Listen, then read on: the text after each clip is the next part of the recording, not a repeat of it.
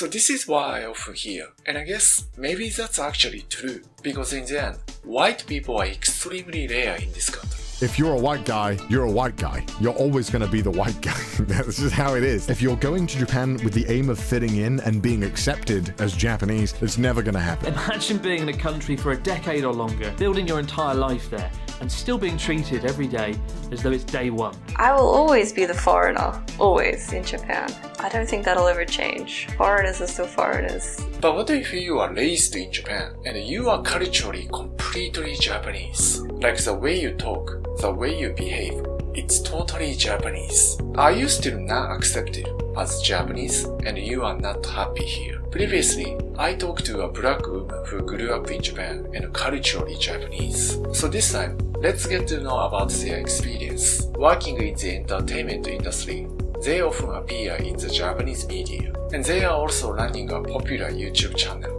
芸能人の人とかと対等に話せる日本語力がある中でも、悪い言い方をすると相手にされない。で、いい言い方をすると、ちょっと許してもらえるっていう立ち位置で、それが多分使いやすくて、だからどっちかというと毒舌みたいなのが今は多いかもしれないですね。関西の、大阪です。大阪ですか？バリバリの関西弁ですね、じゃあ。ほんまはバリバリの関西弁やけど、なんか東京に来てから通じないことも結構あったから、なんか徐々にこう直そうとして逆に外国人っぽいって言われるようになってますね。周りは本当に外国人は一切いない環境で育ってましたね。自分で言うのもなんですけど、立ち回りうまかったのか、全然いじめられはなかったです。ヒエラルキーが高い層のこう陽キャみたいないるじゃないですか。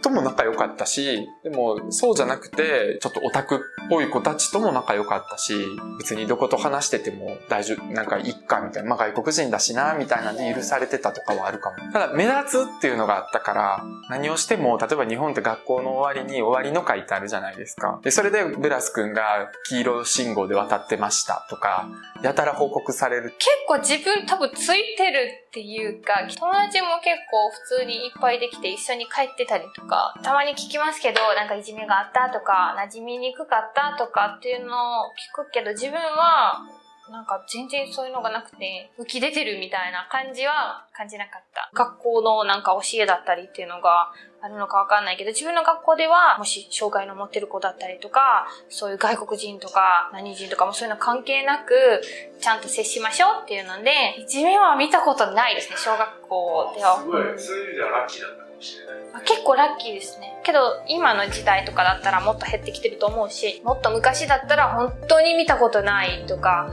地域、その外国人の子を見たことない地域だとその接し方もわかんないしとか、何が差別かっていうこと自体がわかんないみたいな接し方をして、なんか傷ついてる子たちもいるかもしれないけど、なんか自分もなんかそういうの言われてたのあったし、おいこれキーパーとか、けどそれを差別だと思わなかったし、それは日本人だってさ、メガネザルとか言われてたもんな。そうそう、なんか外国人だからじゃなかったんだ。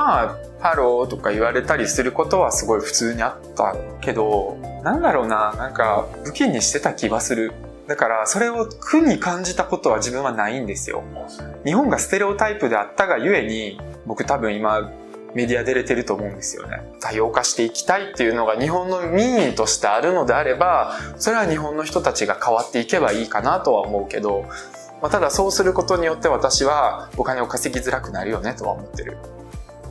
そう。すごい今真面目にって言っていただいたけど、笑うとこです。そう。結構わかんない時ありますね。関西の人、どんどんボケていくじゃないですか。もうずっとボケ。僕、ちょっとわかんないと、日本人でもわかんない。途中でそのボケなのか、ガチで言ってんのかっていうことですね。こう、東京来た時もそれが一番辛かったしね。突っ込んでくれよって言ってました、いつも。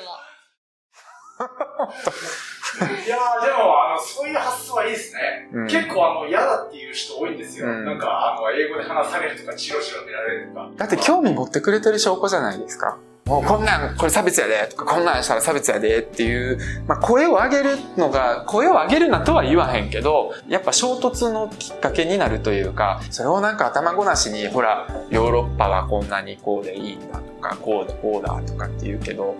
そんなんでいいんですかねと。で、同じ問題でもなんか日本ではこういう考え方なのに外国人だと全然違う。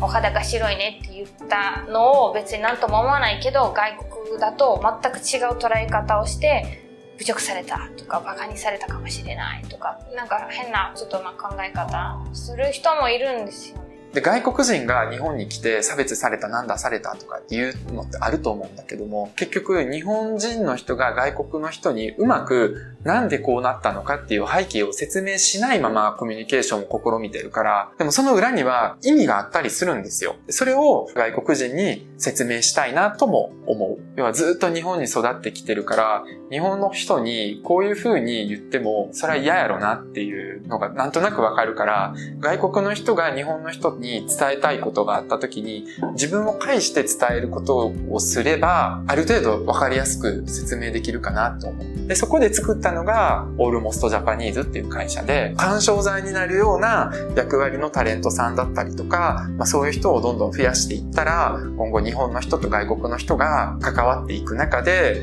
少しでも衝突がないかなって。やっぱなんか育つともう外見やっぱ関係ないなって自分は結構でも思います。話したりとか考え方だったり教育を同じような受けてる子だと喋っててもう日本人に見えるんですよ。国籍はなんか関係ないんだなって改めてなんか実感はしました。ピロシキズ。どういう由来なんですか？ピロシキっていうのはなんかロシアではパンの中になんか具材が入ってる食べ物で、具材は結構いろんなものだったりするんですね。肉だったりとかじゃがいもだったりとか、食べないと中に何が入ってるかわからないっていうので、こちらも外見こうやけどでも喋ったらなんか普通の関西のおばちゃんやったり